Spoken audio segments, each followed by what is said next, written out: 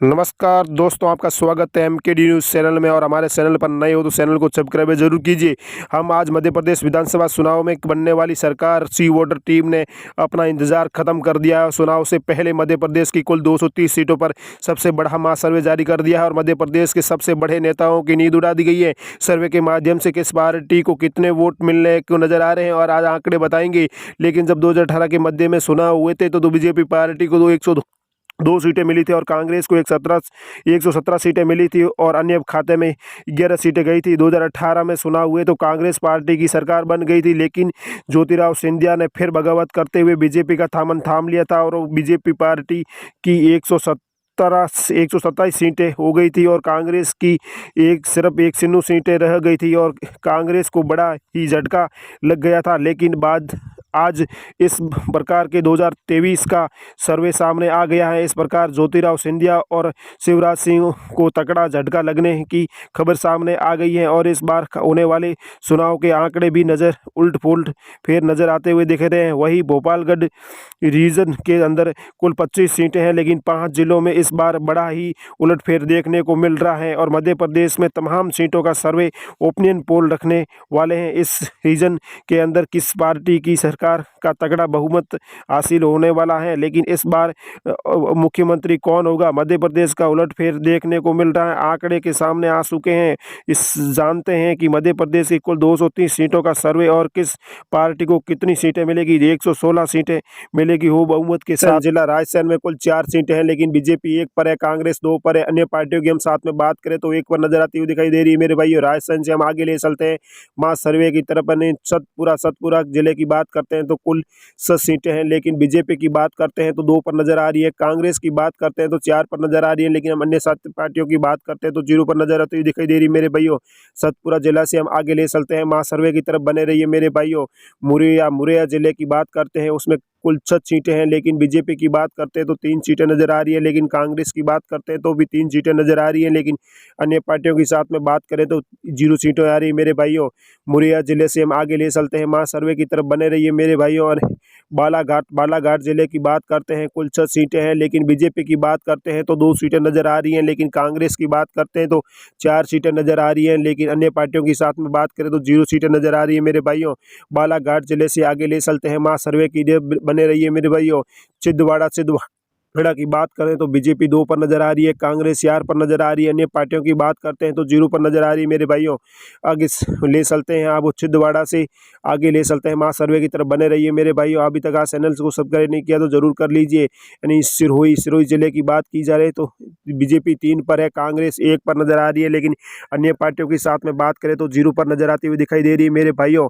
आगे ले चलते हैं मास सर्वे की तरफ, बने रहिए इन चैनल पर। अभी तक आपने चैनल को सब्सक्राइब नहीं किया तो जरूर कर लीजिए। इंदौर जिले की बात करते हैं, इंदौर में कुल 9 सीटें हैं, लेकिन बीजेपी की बात करते हैं तो 2 पर नजर आ रही है। कांग्रेस की बात करते हैं तो 6 पर नजर आ रही है, लेकिन अन्य पार्टियों की हम साथ में बात करें तो 1 पर नजर आती हुई दिखाई दे रही है मेरे भाइयों। बने रहिए चैनल पर, आपको इंदौर से जिले से आगे ले चलते हैं मास सर्वे की तरफ, देखते रहिए मेरे भाइयों। देखिए कटनी जिले की बात करते हैं, कुल 4 सीटें हैं, लेकिन बीजेपी की बात करते हैं तो 1 सीट नजर आ रही है, लेकिन कांग्रेस की बात करते हैं तो 3 सीटें नजर आती हुई दिखाई दे रही है मेरे भाइयों। अन्य पार्टियों के हम साथ में बात करें तो 0 सीटें नजर आती हुई दिखाई दे रही है मेरे भाइयों। कटनी जिला से आगे ले चलते हैं मां सर्वे की तो जबलपुर की बात करते हैं, कुल 8 सीटें हैं, लेकिन बीजेपी की बात करते हैं तो 3 पर नजर आ रही है, लेकिन हम कांग्रेस की बात करते हैं तो 5 पर नजर आती हुई दिखाई दे रही है मेरे भाइयों। अन्य पार्टियों की हम साथ में बात करें तो 0 पर नजर आती हुई दिखाई दे रही है मेरे भाइयों। जबलपुर जिले से हम आगे ले चलते हैं मां सर्वे की तरफ, बने रहिए। उज्जैन जिले की बात करते हैं तो कुल 7 सीटें हैं, लेकिन बीजेपी की बात करते हैं तो 4 सीटें नजर आ रही हैं, लेकिन कांग्रेस की बात करते हैं तो 3 सीटें नजर आ रही है मेरे भाइयों। लेकिन अन्य पार्टियों के साथ में बात करें तो 0 सीटें नजर आ रही है मेरे भाइयों। उज्जैन जिले से हम आगे ले चलते हैं महासर्वे की तरफ और देवेरा जिले की बात करते हैं तो कुल 5 सीटें हैं, लेकिन बीजेपी की बात करते हैं तो 1 सीट नजर आ रही है, लेकिन कांग्रेस की बात करते हैं तो 3 सीटें नजर आ रही है। अन्य पार्टियों के साथ में बात करें तो 1 सीट नजर आ रही है मेरे भाइयों। लेकिन देवरा जिले से हम आगे ले चलते हैं महासर्वे की तरफ, बने रहिए मेरे भाइयों।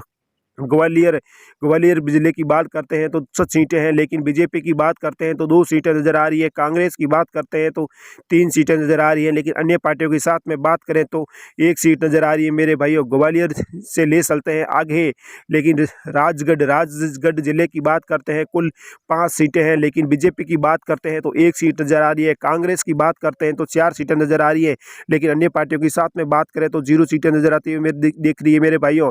रायगढ़ जिले से आगे ले चलते हैं, महासर्वे की तरफ बने रहिए मेरे भाइयों। यानी बैतूल जिले की बात करते हैं कुल 5 सीटें हैं, लेकिन बीजेपी की बात करते हैं तो 3 सीटें नजर आ रही है मेरे भाइयों।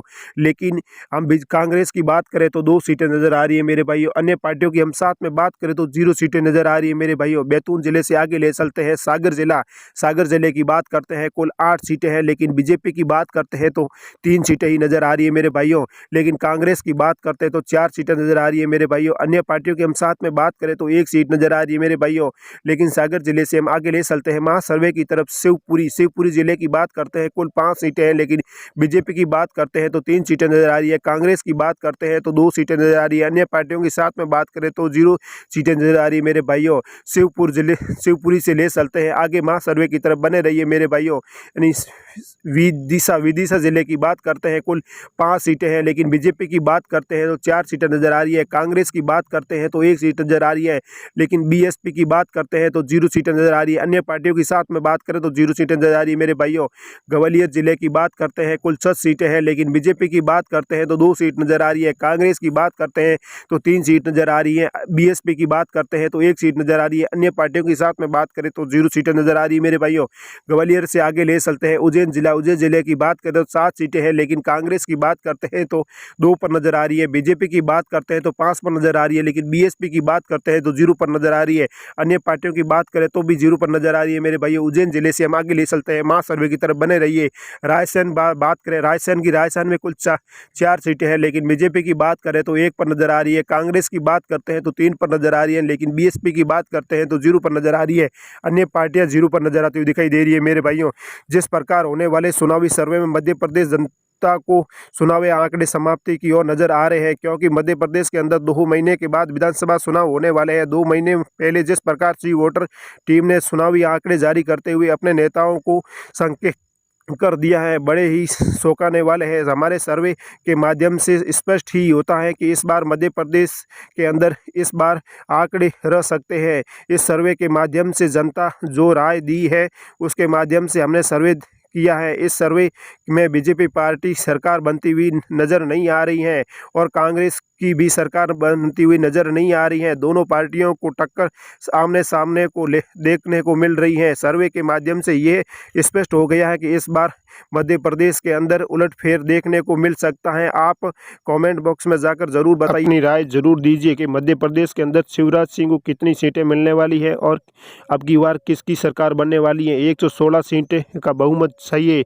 किसी भी टीम को सरकार बनाने के लिए। लेकिन मेरे भाइयों, बने रहिए चैनल पर। अभी तक आपने चैनल को लाइक एंड सब्सक्राइबर नहीं किया तो ज़रूर कर लीजिए। हम अगली वीडियो में आपको जल्द ही मिलते हैं आपको सुनाओ के आंकड़े लेकर। मेरे भाइयों, अभी तक आपने चैनल को सब्सक्राइब नहीं किया है तो प्लीज़ एक सब्सक्राइबर तो हमारे लिए बनता ही है। हम दिन रात आपके लिए मेहनत करते हैं और इसका एक तो सब्सक्राइबर बनता ही है मेरे भाइयों।